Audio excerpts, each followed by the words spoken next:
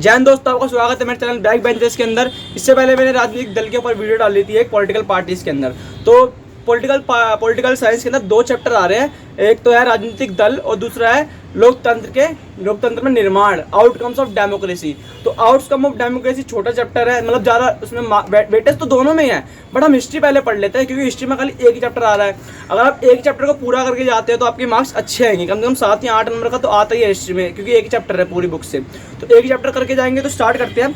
मेरा चैप्टर तो बहुत लेंथी है हिस्ट्री का, बट मैं सारे टॉपिक नहीं पढ़ाऊंगा इसके अंदर, वही टॉपिक पढ़ाऊंगा जो एग्जाम में आते हैं, जो इंपॉर्टेंट है, जो पूछे जा सकते हैं। तो स्टार्ट करते हैं। सबसे पहले ये जान लेते हैं हम, इंपॉर्टेंट है। Gandhi ji came back to India from South Africa in 9 January 1915 and Gandhi ji had satyagraha movement. तो देखिए, आपसे पूछा जा सकता है कि एक नंबर में आ सकता है कि गांधी जी आए थे अफ्रीका से, कब आए थे? तो कब आए थे? 9 जनवरी 1915। आपको दिख रहा है शायद, मैं डाल दूंगा, डीएम करना आप मुझे, मैं आपको नोट दे दूंगा, वरना आपके पास दिखाना बेटा एक बुक। ये आपके पास जो गवर्नमेंट स्कूल में है बच्चे, उनके पास ये ऐसी करके एक होती है, उसके अंदर मिल जाएगा आपको ये। अगर नहीं है तो फिर आपको ऑनलाइन मिल जाएगा, वरना मुझे डीएम करना, मैं आपको नोट्स प्रोवाइड करा दूंगा। ये है, देखो ये पेज फट गया है, सॉरी। ऐसे करके है, जो सरकारी स्कूल में बच्चे हैं, फिर गवर्नमेंट स्कूल में बच्चे हैं, उनके लिए है। और केवी में जो बच्चे हैं उन्हें सपोर्ट मटेरियल मिलता ही है, तो वहाँ से आप प्रोवाइड कर सकते हैं नोट्स। तो आप समझ लीजिए क्या क्या होता क्या है, वो पेपर में लिख के तो सकते हैं। क्योंकि सोशल साइंस के अंदर क्या है, सुनो, बनाओ, लिखो, हमें पता होना चाहिए कि वो चीज़ है क्या। तो रॉलेट एक्ट लगा था 1991 में। आपसे पूछ सकता है what is Rowlatt act and enforced, कब इन्फोर्स हुआ था, कब लागू हुआ था? तो रॉलेट एक्ट लगाया गया था 1919 में। और वो किसके द्वारा लगाया गया था? वो लगाया गया था इंपीरियल लेजिस्लेटिव काउंसिल डिस्पेट।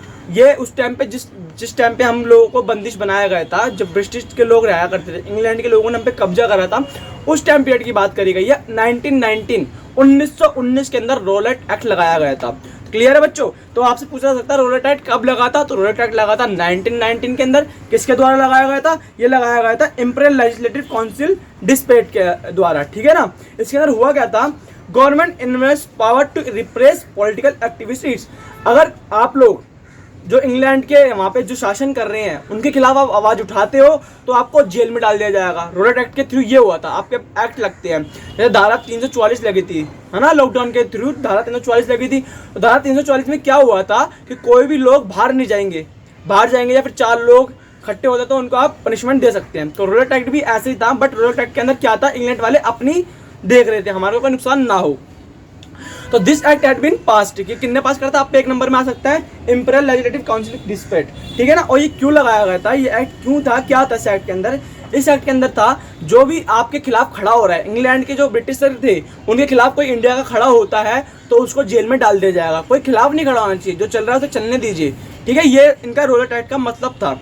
देन इसके बाद इन्होंने ये भी बताया है, जो भी पॉलिटिकल पार्टीज के खिलाफ खड़ी होती है, देखो आजाद सारे थे उस टाइम पे, कांग्रेस भी आजाद थी उस टाइम पे, बट वो पूर्ण स्वराज्य नहीं मिला था हमारे को। अगर आप भगत सिंह की मूवी देखते हैं जाके, तो उसके अंदर बहुत कुछ बताया गया है कि पूर्ण स्वराज्य हमारे को नहीं मिला है। तो उसके अंदर उस टाइम पे नहीं मिला था, अब तो पूर्ण स्वराज्य है ही हमारे पास। देन जो भी पॉलिटिकल पार्टीज उनके खिलाफ खड़ी होती है उन्हें जेल में डाल दिया जाएगा, वरना मार दिया जाएगा। वहाँ पे ये था रॉलेट एक्ट के अंदर। देन उसके बाद इसके अंदर एक चीज हो रहा है, Gandhi ji was started the Rowlatt Act satyagraha movement on 6 April 1919। तो बेटा ये मैं इंग्लिश में इसलिए बोल रहा हूँ, कुछ बच्चे हैं वो हिंदी में लिख के नहीं आएंगे पेपर को, इंग्लिश में ही लिख के आएंगे। तो मेरा प्रोनाउंसिएशन आप देखिए, मैं क्या बोल रहा हूँ उसको लिख लीजिए और समझ लीजिए, आप पेपर में दे के आ सकते हैं। ये हिंदी वालों के लिए तो बहुत अच्छी तरह से हो जाएगा कि मैं हिंदी में ही पढ़ा रहा हूँ। तो देखो, अब कुछ भी लगता है, कोई एक्ट लगता है, उस टाइम पीरियड में जब स्ट्रगल पीरियड था, पैट्रियोटिक पीरियड था हमारा, तो उस पीरियड के अंदर क्या था, अगर कोई एक्ट लग रहा था उससे रोकने के लिए गांधी जी या फिर कोई भी जो भी फ्रीडम फाइटर्स थे वो कुछ ना कुछ करते थे। तो गांधी जी ने क्या करा था, रॉलेट एक्ट को रोकने के लिए एक सत्याग्रह मूवमेंट चालू करा था। आप पे आ सकता है सत्याग्रह मूवमेंट क्या है और क्यों चालू करा था। तो सत्याग्रह मूवमेंट चालू करा था रॉलेट एक्ट को रोकने के लिए। किस लिए रोकने के लिए? कि भैया इतना सारा क्राइम हो रहा है, आप लोग जेलों में डाले जा रहे हो हमारे नेता लोगों को, हमारे सिटीजन्स को, तो उन्हें तो रोकना पड़ेगा ही।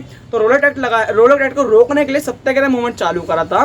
वो चालू हुआ था 6 अप्रैल 1919, 6 अप्रैल 1919 के अंदर सत्याग्रह मूवमेंट चालू हुआ था। सत्याग्रह एक्ट में सत्याग्रह मूवमेंट चालू करा था, किसके द्वारा हुआ था? गांधी जी के द्वारा हुआ था। ये आप पे एक नंबर में आ सकता है, अच्छी तरह ध्यान रखना है इसको।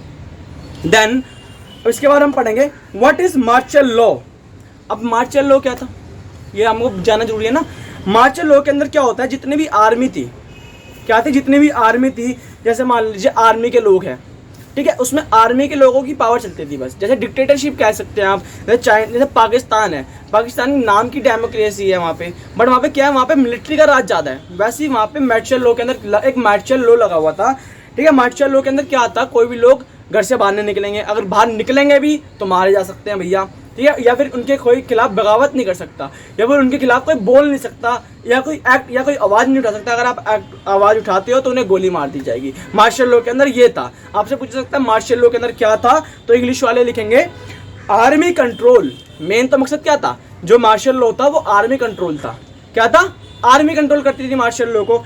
Martial control the region, all the power was in the hands of army, police cannot handle the United Nation, military control the all thing। But आपको पता है मिलिट्री अलग होता है और पुलिस अलग होता है। इस चीज़ का आपकी क्लियरिफिकेशन है ना कि आर्मी अलग है और पुलिस अलग है। तो उस टाइम पे क्या था, मार्शल लॉ के अंदर ये था कि जितना भी कुछ भी हो रहा है, जितने भी डिसीजन लेंगे वो मिलिट्री के लोग लेंगे। तो हुआ ये था, मिलिट्री के लोगों ने डिसीजन लेने चालू करे। तो डिसीजन लेने के साथ साथ रोलेट एक्ट, मार्शल लॉ। देखो बेटा, फिर इसके अंदर जलियांवाला बाग का कांड आ जाता है। क्या हुआ था, 6 अप्रैल 1919 के अंदर गांधी जी ने भैया अपना सत्याग्रह चालू करा था कि भैया हम सत्याग्रह पे बैठेंगे। ठीक है बेटा, ये हिस्ट्री है, आप लोगों को हिस्ट्री से समझ नहीं आएगी। हिस्ट्री समझने के लिए आप लोगों को पूरा इतिहास पढ़ना पड़ता है। इतिहास भी ना पढ़ सको तो मैं तो कहूँगा एक सजेशन दूंगा, आप एग्जाम हो जाएंगे आपके जैसे जैसे करके। अगर आपको सच में इंटरेस्ट है, अगर 11th जाके ह्यूमैनिटीज़ लेनी है, स्ट्रीम लेनी है, हिस्ट्री लेनी है, तो आप क्या करें, मैं आपको रिकमेंडेड करूँगा कि आप भगत सिंह की मूवी है द लेजेंड भगत सिंह करके नाम है, वो देखिए आप। उससे आपको बहुत कुछ समझ आएगा, क्योंकि उसमें जलियांवाला बाग कांड दे रखा है सीन उसके अंदर। ठीक है, तो आप देखिए, उसे मोटिवेशनल है थोड़ी सी। तो मार्शल लॉ समझ के आप लोग, सारी पावर आर्मी के हाथ में होना या मिलिट्री के हाथ में होना, उसे कहते हैं मार्शल लॉ। तो बेटा उस टाइम पीरियड पे जब सत्याग्रह चल रहा था, जब रोलेट एक्ट लगा था, रोलेट एक्ट के साथ साथ हमारा मार्शल लॉ भी लगा हुआ था। क्या लगा हुआ था, मार्शल लॉ। तो मार्शल लॉ के अंदर क्या था, अब जब भाई मार्शल लॉ भी लगा हुआ है, अब आपका रोलेट एक्ट भी लगा हुआ है, और साथ में फिर गांधी जी अपना सत्याग्रह भी चला रहे हैं, तो तीन चीजें एक साथ चल रही थी। तो भैया उस टाइम पे एक कांड हुआ। क्या हुआ, एक कांड हुआ 13 अप्रैल 1919। ठीक है, 13 अप्रैल 1919 में आपको क्वेश्चन आ सकता है 13 अप्रैल 1919 या 13 अप्रैल 1919 में क्या हुआ या क्या कांड हुआ। तो बेटा जलियांवाला बाग कांड हुआ। ठीक है, आपको ये बहुत ज़्यादा मतलब बच्चों के आता है एग्जाम में, जलियांवाला बाग कांड में क्या हुआ था। The Rowlatt Act was going on when the incident happened in Jallianwala Bagh on 13 अप्रैल। तो हुआ यह था 13 अप्रैल को, आपको मैंने बताया था मार्शल लॉ एक्ट लगा हुआ था ऑलरेडी। क्या हुआ था, जलियांवाला बाग में लोग वहाँ इकट्ठे हुए थे बैसाखी के अवसर से, हजारों लोग इकट्ठे हुए थे, बाहर से लोग आए थे। जो लोग बाहर से आए थे तो उनको तो पता भी नहीं था कि मार्शल लॉ लगा हुआ है। तो फिर क्या हुआ था, जनरल डायर थे वहाँ पे, जैसे मैंने आपको बताया था मिलिट्री का राज था वहाँ पे सारा कुछ। तो जनरल डायर करके एक ना मिलिट्री के ऑफिसर थे, तो वहाँ पे बहुत हजारों की संख्या में बैसाखी के अवसर पे लोग आए थे। पर जो मिलिट्री के लोग थे, जनरल डायर थे, उन्हें लगा कि ये लोग हमारे पे अटैक करने की योजना बना रहे हैं, हजारों लोग इकट्ठे हैं, क्या पता हमारी योजना बना रहे हो, कुछ कर रहे हो, हमारे से आज़ादी चाहने के लिए कुछ कर रहे हो। बट ऐसा नहीं था, उन्होंने बैसाखी के लिए इकट्ठे हुए थे सारे। पर इकट्ठे हुए उन्होंने क्या करा, जनरल डायर आए, जनरल डायर ने ऑर्डर दिया शूट सबको, मतलब जितने भी हजारों की संख्या में लोग बाग मारे गए। कोई कुएं में कूद गया, कोई खुद मर गया, कोई कुचल गया अंदर, कोई बच्चा दब गया। उस टाइम में भगत सिंह भी थे, उस टाइम पीरियड में छोटे थे भगत सिंह जी। ठीक है ना। तो a lot of people come on April 13 की, मैंने आपको जैसे कि बताया बहुत सारे लोग आए थे 13 अप्रैल को, बैसाखी के मोमेंट था बहुत ज़्यादा। तो some people come to do protest against government and some people came to visit Baisakhi fair and some martial law did not know the applicable। तो देखो मैंने जैसे कि बताया था, कुछ लोगों को पता ही नहीं था कि वहाँ पे भाई एप्लीकेबल का मतलब है लागू है, वहाँ पे मार्शल लॉ लागू है। कुछ लोगों को तो वहाँ पता भी नहीं था, तो बेचारे वो भी मारे गए थे उसके अंदर। तो जलियांवाला बाग कांड में जनरल डायर ने शूट का ऑर्डर दिया था और हजारों लाखों लोग मारे गए। अब देखो भैया हजारों लाखों लोग मारे गए तो दिक्कत तो होती है, भाई हमारे देश के लोग मरेंगे तो भाई वो तो भी कुछ एक्शन लेंगे। तो फिर एक इसके अंदर इंपॉर्टेंट चीज़ आ जाती है कि जलियांवाला बाग कांड हुआ। क्वेश्चन बन सकता है जलियांवाला बाग कांड के अंदर उसके कॉजेज या इम्पैक्ट बताओ। तो इम्पैक्ट कॉजेज में आज के अंदर आगे आपको क्लियर करूँगा। तो देखिए, तो जैसे कि गाइस हमने देखा था जलियांवाला बाग कांड हुआ। जलियांवाला बाग कांड होने के बाद हमारे जो गांधी जी थे वो बहुत ज़्यादा मतलब नॉन वॉयलेंस टाइप थे कि हमें कोई वॉयलेंस नहीं करना है। तो उस हिसाब से फिर हमने देखा था तो गांधी जी ने क्या करा था, सत्याग्रह एक्ट को या फिर सत्याग्रह मूवमेंट को वहीं पे थाम दिया था, रोक दिया था कि हम नहीं लड़ेंगे, अब सत्याग्रह मूवमेंट हम नहीं करेंगे, ठीक है गाइस। तो फिर सत्याग्रह मूवमेंट हमारा रुक गया, फिर आगे क्या करें, तो फिर खिलाफत इशू उठा एक, क्या नाम उठा, खिलाफत इशू। बेटा ये पेपर में आता है, कम से कम 3 नंबर का आता है, मैंने प्रीवियस पेपर उठा के देखे क्वेश्चन पेपर, तो उसके अंदर था ये खिलाफत इशू करके। तो इसके अंदर आप समझ लो क्या हुआ क्या था, डिफाइंड खिलाफत इशू, है ना, क्वेश्चन हो सकता है, what is defined definition of a खिलाफत इशू। तो दैट्स इसके अंदर क्या हुआ था बेटा, Khilafat committee was formed in Mumbai March 1919 के अंदर। बेटा 1919 के अंदर सबसे ज़्यादा आपके क्वेश्चन आ सकता है कि आपकी खिलाफत इशू की जो मीटिंग बैठी गई थी, वो मीटिंग बिठाई कहाँ गई थी, वो खिलाफत इशू की मीटिंग बिठाई गई थी आपकी बॉम्बे के अंदर। वो कब बिठाई गई थी, मार्च 1919, हिंदी वाले लिख के आएंगे मार्च 1919 के अंदर मुंबई के अंदर खिलाफत इशू की मीटिंग बस पहले बैठी गई थी। उसके अंदर ये खिलाफत इशू बनाए क्यों थी, मतलब ये है क्या, ये कॉन्सेप्ट क्या है खिलाफत इशू का। तो बेटा देखो, आपने वो कहावत सुनी होगी, एक ही घर में जब लोग बाग लड़ेंगे आपस में तो बाहर के लोग फ़ायदा उठाएंगे। आपने एक चीज़ अपनी नोट करी कि जब घर के ही लोग आपस में लड़ेंगे तो बाहर के लोग फ़ायदा उठाएंगे।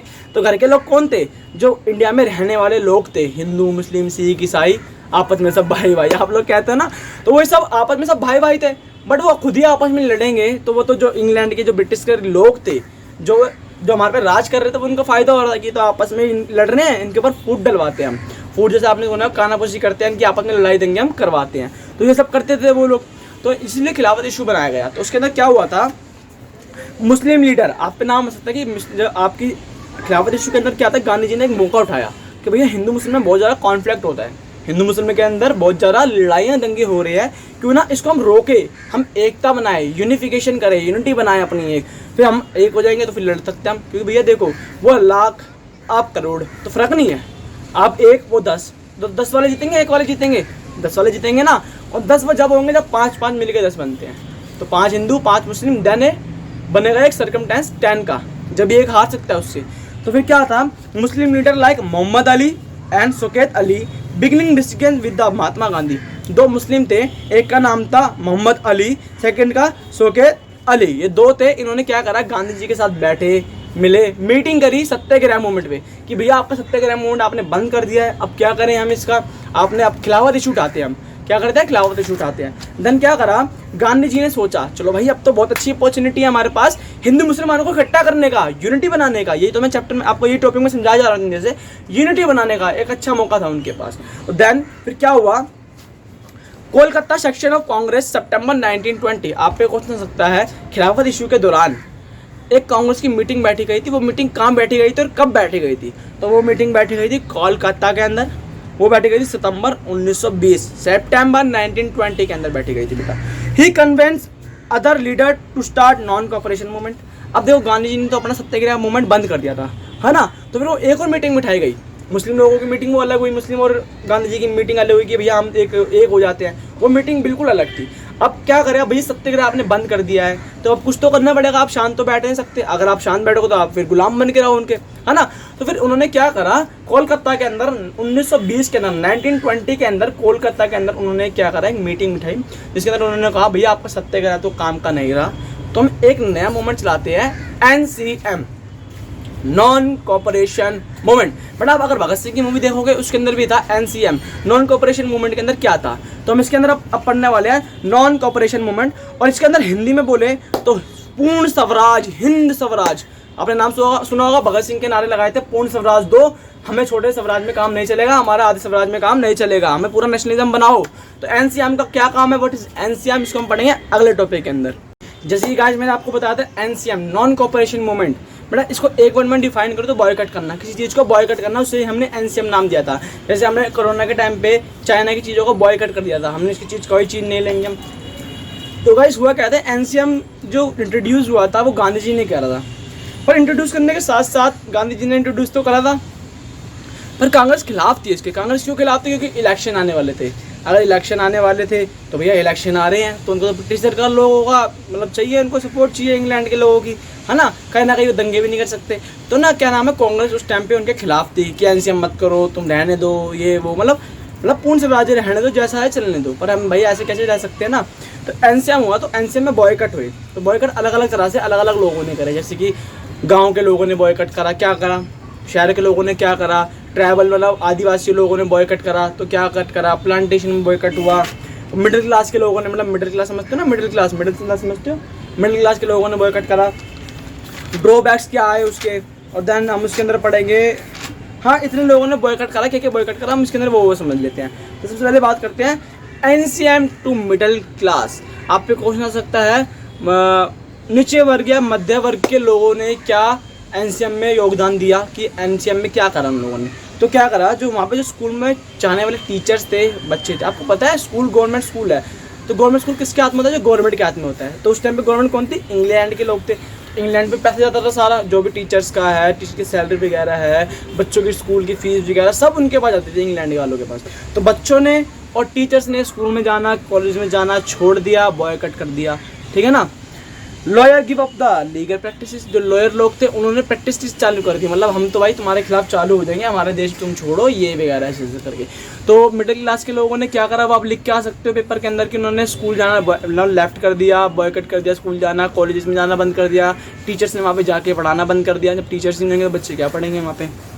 Then council election boycotted the expert Madras, जो आप जो मदरसे कहते हैं जिसको आप मुस्लिम्स में होते हैं, जिसमें उर्दू वगैरह पढ़ाई जाती है, तो उन्होंने भी बॉयकट कर दिया कि भैया तुम तो हमारी फीस ले रहे हो, हमारे पैसे सारे इंग्लैंड के पास जा रहे हैं, हम तो बॉयकट कर रहे हैं, ना हम पढ़ाएंगे ना पढ़ने देंगे, ना पढ़ेंगे हम खुद ना पढ़ाएंगे, ऐसे करके आप कॉन्सेप्ट समझ लीजिए। तो फॉरेनर क्लॉथ बॉयकट, जो फॉरेनर क्लॉथ जैसे कि बाहर से कपड़ा बन के आ रहा था, जो इंग्लैंड से कपड़ा बन के आ रहा था, वो हमारे देश में महंगा बिक रहा था, उसे बॉयकट कर दिया, आग लगा दी। अगर आप भगत सिंह की मूवी देखोगे तो बहुत कुछ है उसके अंदर, ये सीन भी दिखाया बॉयकट वाला, एनसीएम मूवमेंट भी दिखाया उसके अंदर, खिलाफत इशू भी उसके अंदर दिखाया, सत्याग्रह मूवमेंट भी उसके अंदर दिखाया है, सब कुछ दिखाया अगर आप उस मूवी को जाकर देखते हो एक बारी तो, ठीक है ना। तो बॉयकट कर दिया फॉरेनर क्लॉथ्स भी। तो आप देखो इसके अंदर मैं शॉर्ट फॉर्म बताता हूँ, एनसीएम टू मिडिल क्लास, जो मिडिल क्लास के लोग थे उन्होंने क्या क्या बॉयकट करा। सबसे पहले स्कूल जाना बॉयकट करा, मदरसे में मदरसे कहते हैं, सॉरी मैं प्रोनाउंसिएशन नहीं कर पा रहा तो मुझे माफ़ करना, उसमें जाके बॉयकट कर दिया उन्होंने जाना, ठीक है। वहाँ के जो क्लॉथ थे, फॉरेनर क्लॉथ थे, जो बाहर से कपड़े आ रहे थे, उन्हें भी उन्होंने बॉयकट कर दिया। बेटा बॉयकट करने के बाद थोड़ा नुकसान होता ही है। देखो अगर बॉयकट कर दिया तो उसका ड्रॉबैक क्या है।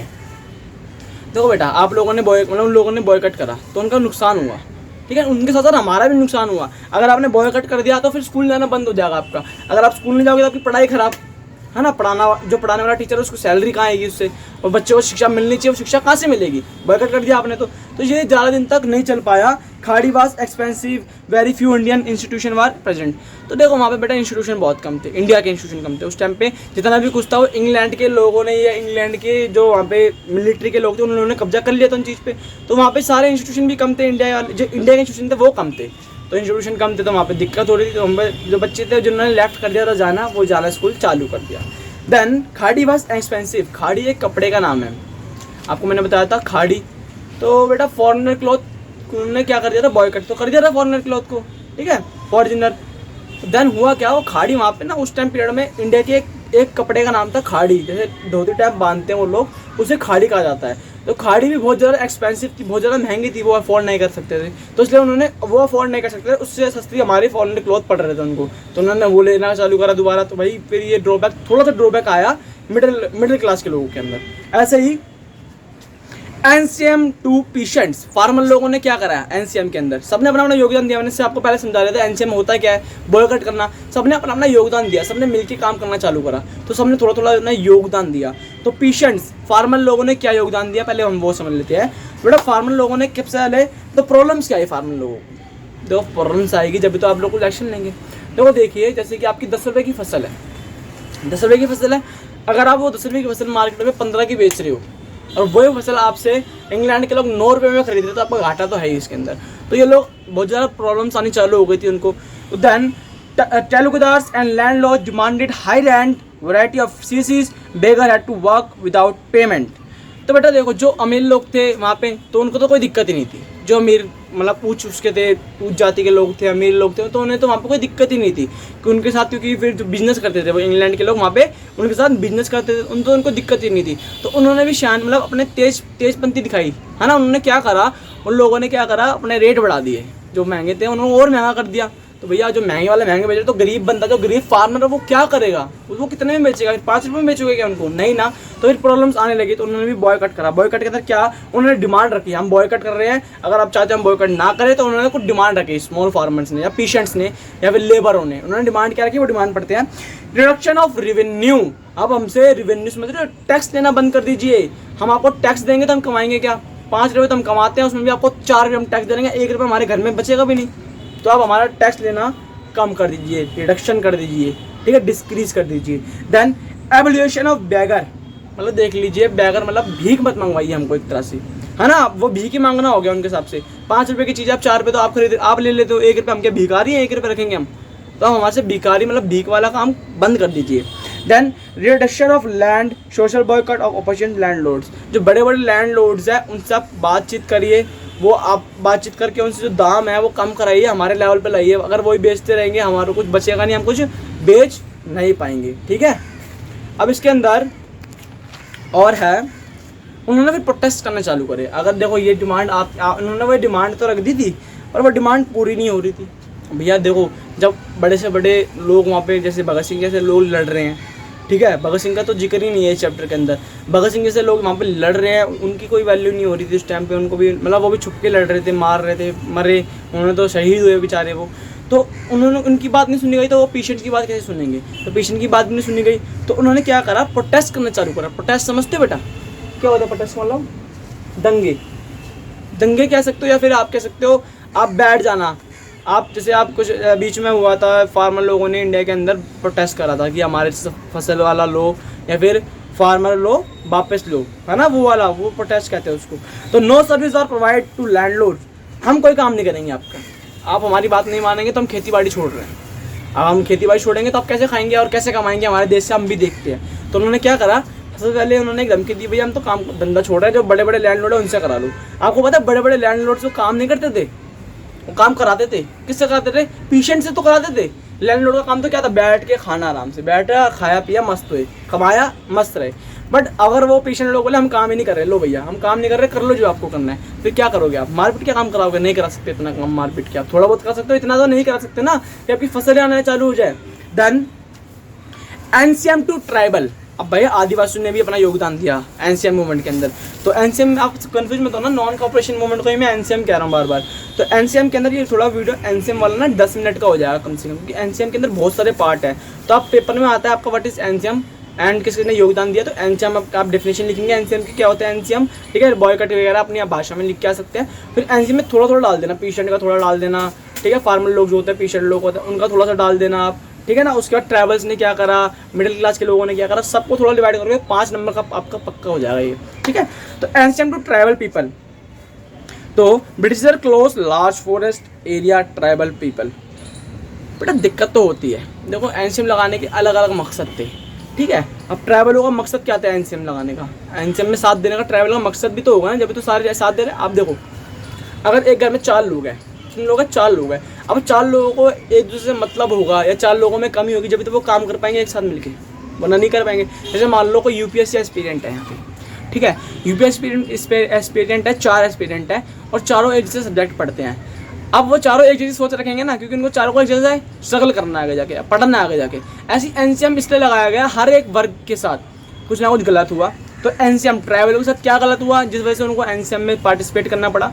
तो ब्रिटिशर्स लोगों ने क्या करा था, जो वहाँ के डैम थे, गुफाएं थी, जो आदिवासियों की गुफाएं थी, उनको बंद कर दिया था कि भैया हम यहाँ पे तो खेती बाड़ी का काम चालू कर रहे हैं, तुम्हारी गुफाएं बंद करो, हमको नहीं करना, गुफा अपनी खाली करो, यहाँ से बाहर निकलो और हमको यहाँ पे खेती बाड़ी चालू कर रही है अपनी, हमारे को पैसा कमाना है इस क्षेत्र से, आप बाहर चलो, जंगल खाली करो, हम जंगल काटेंगे।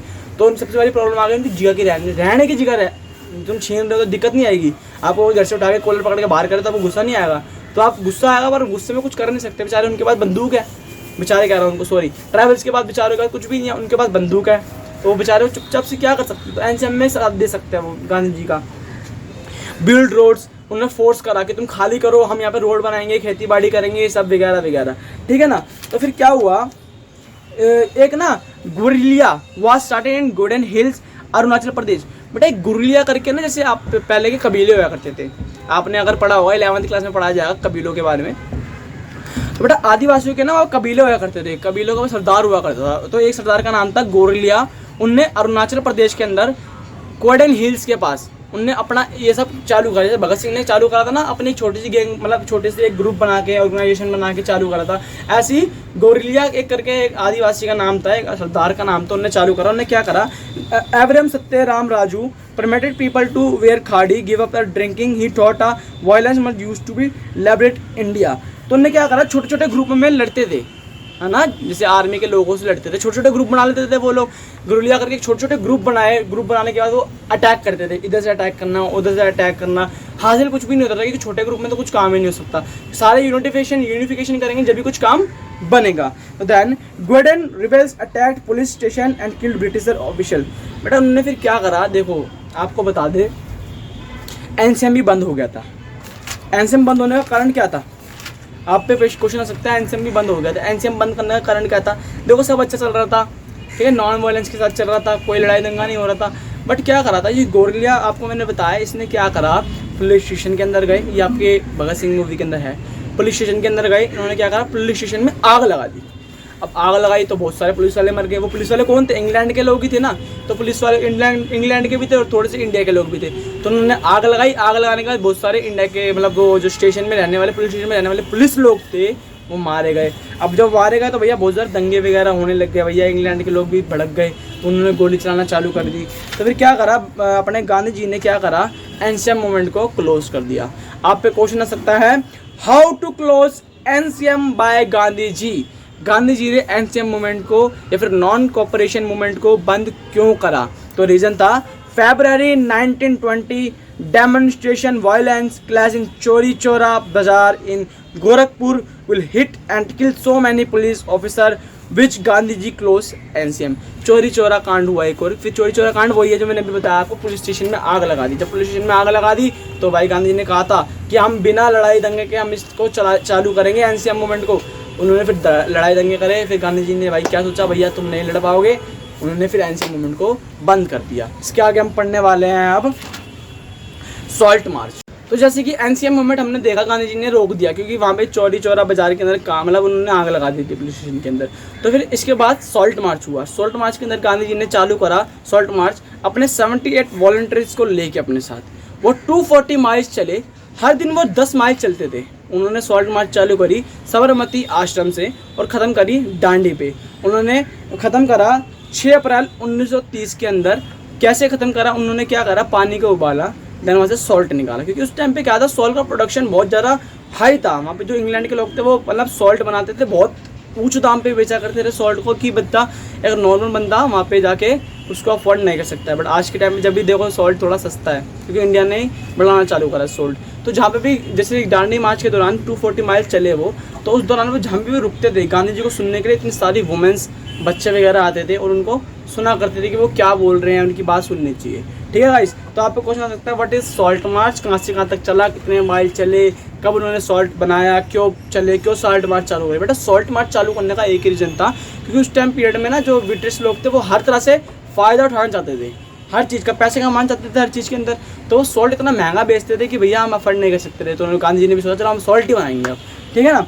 उसके बाद इससे पहले हमने एनसीएम और सॉल्ट मार्च वगैरह हमने पढ़ा।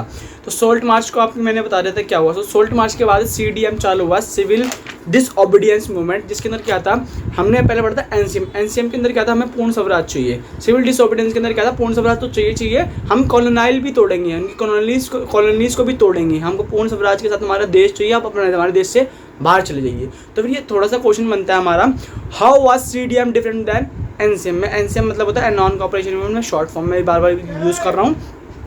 तो people were not asked not only to refuse cooperation as they had done in 1921 and 22 but also break to colonize. जैसे मैंने आपको बता दिया पहले कि अलग क्यों है इससे। जैसे हमारे को एनसीएम में तो खाली चाहिए था पूर्ण स्वराज, बट सीडीएम के अंदर था हमको पूर्ण स्वराज तो चाहिए, साथ में हमारे को कॉलोनीज भी तोड़ दी है जो तुमने बनाई है, ब्रिटिश लोगों ने बनाई है, इंग्लैंड के लोगों ने बनाई है। हमारे को हमारा देश प्यारा है, हमारे को हमारा देश चाहिए।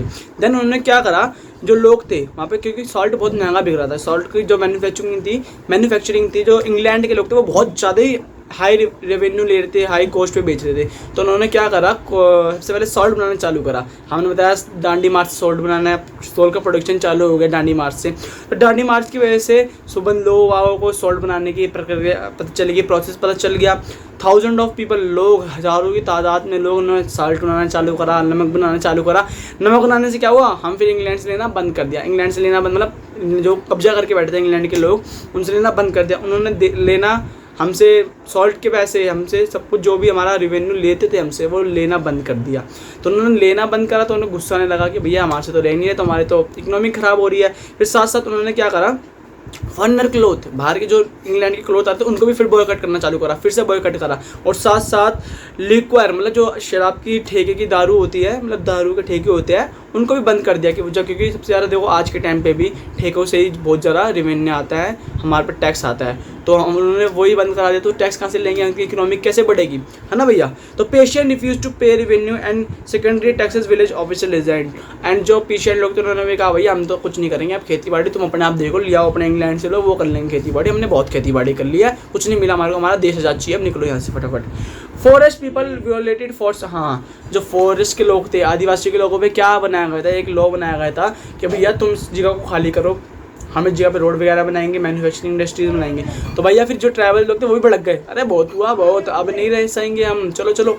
और फिर वो भी वायलेंस में आ गए, बहुत ज़्यादा उनमें गुस्सा आ गया, बहुत ज़्यादा उन्होंने लड़ाई दंगे चालू करे, उन्होंने मारपीट चालू करी।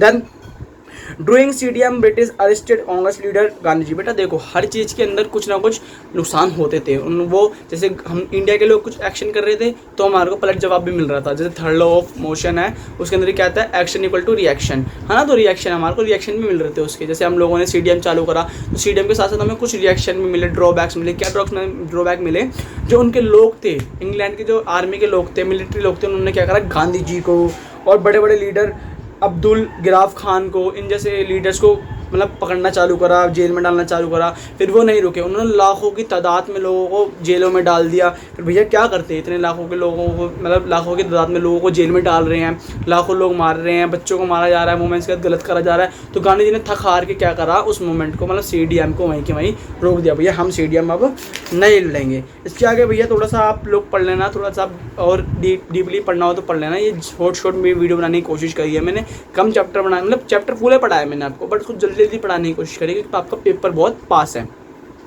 अगर मेरा इस लेक्चर को आप सुन के जाते हैं अच्छी तरह तो आप पक्का, मैं श्योर हूँ 100% कि आप इस चैप्टर में से अच्छे मार्क्स सिक्योर कर सकते हैं। अब इसके अंदर एक आधे पॉइंट और है कि social group participate in CDM and why. जैसे हमने NCM में पढ़ा था कि NCM के अंदर लोगों ने पार्टिसिपेट क्यों करा, हर एक वर्ग के लोगों ने पार्टिसिपेट क्यों करा, क्योंकि उनको जरूरत थी। CDM में भी लोगों ने पार्टिसिपेट क्यों करा, क्योंकि उनको जरूरत थी उसके अंदर। तो रिच लोगों ने क्यों करा, इसके अंदर आप लोग पढ़ोगे, इसके नोट्स पढ़ाओगे तो बहुत ईजी है। रिच लोगों ने क्यों करा, क्योंकि रिच लोगों ने इसलिए पार्टिसिपेट करा, भैया उनको तो भाई पैसा मिलता था उन लोगों से। पुअर लोगों ने क्यों करा, बिजनेस वाले लोगों ने क्यों करा, और वर्किंग क्लासेस ने क्यों करा, और वुमेन्स ने क्यों करा। ये आता है वैसे एक नंबर के आ सकते हैं, 5 नंबर का आ सकता है। आप इसको एक बार गूगल करेंगे तो आपको पूरा का पूरा आंसर मिल जाएगा, सेम NCM की तरह ही है। तो मैं इसको ज़्यादा लॉन्ग नहीं कर सकता। जय हिंद दोस्तों, आप अच्छे से पढ़ के जाए और अच्छे से एग्जाम देकर आए। मैं बोर्ड पे इसलिए नहीं पढ़ाया कि बोर्ड पे बहुत टाइम लग जाता है बनाने में और वहाँ पे वक्त बिल्कुल भी नहीं है। तो आप लोग पढ़ाई करें। All the best for exam. जय हिंद।